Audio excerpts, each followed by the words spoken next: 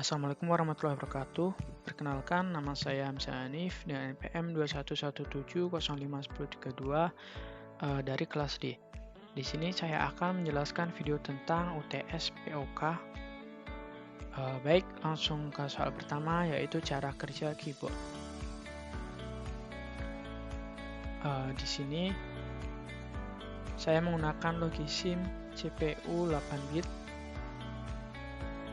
Lalu di sini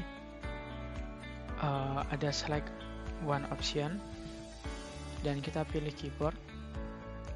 Lalu ketik 4 atau txt karena kita akan menginputkan nama kita.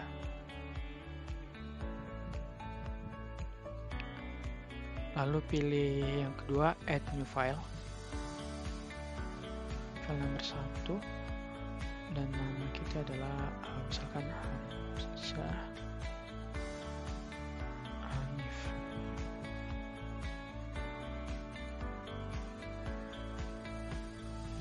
Oke,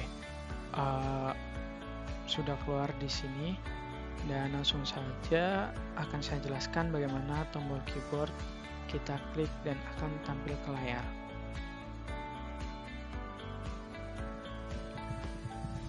Oke, langsung saja akan saya jelaskan. Misalnya kita mengetik huruf A, maka perintah akan masuk ke keyboard prosesor. Dan di sini keyboard prosesor bertugas mencocokkan inputan dengan kode binernya. Tadi kita misalkan ketik huruf A, maka binernya adalah 01100001. Selanjutnya, keyboard prosesor akan mengirimkan sinyal kepada RAM melalui bus.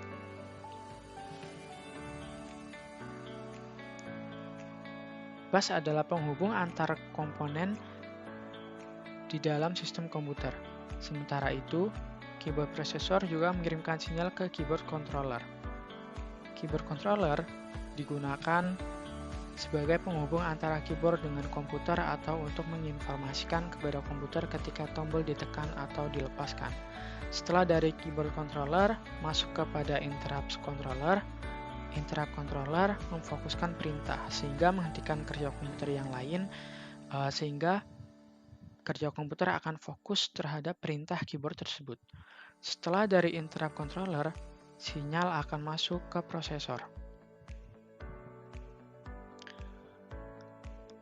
Lalu di dalam prosesor terdapat 3 bagian. Bagian yang pertama yaitu control unit, bagian yang bertugas yang mengontrol segala apapun pada prosesor. Bagian kedua adalah ALU atau Arithmetic Logic Unit, bertugas membentuk fungsi-fungsi pengolahan data pada komputer. ALU terdiri dari 2 bagian yaitu aritmatika dan unit logika boolean yang masing-masing memiliki spesifikasi tugas sendiri-sendiri. Di sini kita memasukkan inputan berupa huruf sehingga masuk ke unit logika boolean. Setelah dari unit logika boolean, prosesor dikembalikan ke register atau tempat penyimpanan pada prosesor. Lalu setelah dari prosesor, proses akan berjalan ke cache, lalu ke chip ROM BIOS. Chip ROM BIOS berfungsi sebagai media penyimpanan firmware, sehingga BIOS dapat dieksekusi langsung secara cepat.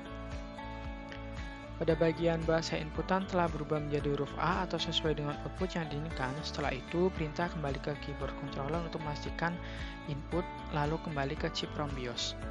Lalu masuk ke dalam RAM. Dan RAM adalah tempat penyimpanan sementara. Setelah itu, perintah akan diarahkan ke VGA dan VGA bertugas menampilkan hasil ke monitor.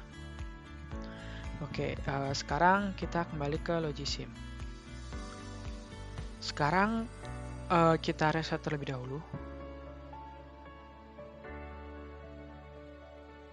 Dan di sini sesuai dengan soal nomor 2 yaitu menjelaskan tentang ALU Arithmetical Logic Unit. Jadi kita pilih ke keyboard terlebih dahulu dan pilih option 1.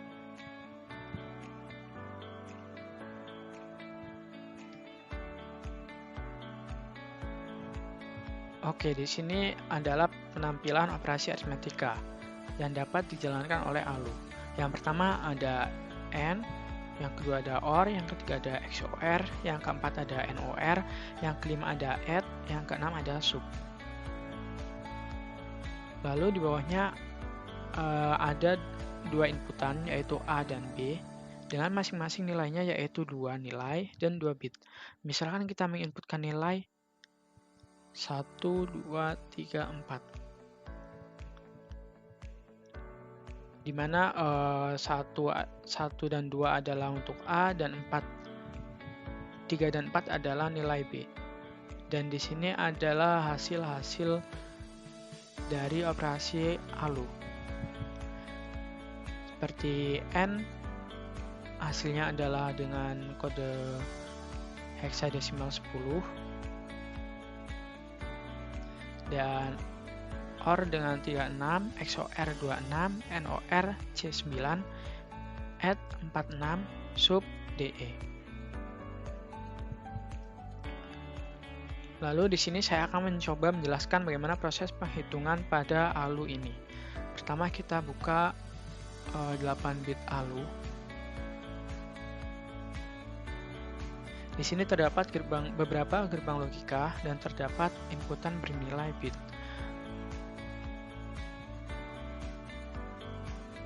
Lalu di sini ada operator-operator ALU. Yang pertama ada ada N dengan angkanya 0, OR 1, XOR 2, NOR 3, ADD 4, ASC 5, dan SUB adalah 7. Pertama-tama kita input nilai A dan B. Yaitu untuk A itu 0001, 0001, 0010, dan untuk B 0011, 0100, 0100. Ini A adalah angka 12 atau 12 dan B adalah 34. Selanjutnya di sini ada hasil untuk N yaitu 0001, 000 yang artinya 12. Dan selanjutnya ke operasi OR. Di sini untuk operasi OR adalah 1 dan hasilnya yaitu 0011, 0110 atau 36. Lalu selanjutnya ada XOR. XOR adalah 2 dan binernya adalah 000010 dan hasilnya adalah 00100110 atau 26. Lalu di sini ada NOR. NOR adalah 00000011 dan di sini hasilnya adalah 11001001 atau C9. Dan yang terakhir ada SUB dengan 7 atau 00000111 dan di sini hasilnya adalah 11011110 atau DE. Mungkin sekian video yang dapat saya sampaikan. Jika ada salah atau kekurangan saya mohon maaf. Kepada Allah saya mohon ampun. Saya akhiri. Wassalamualaikum warahmatullahi wabarakatuh.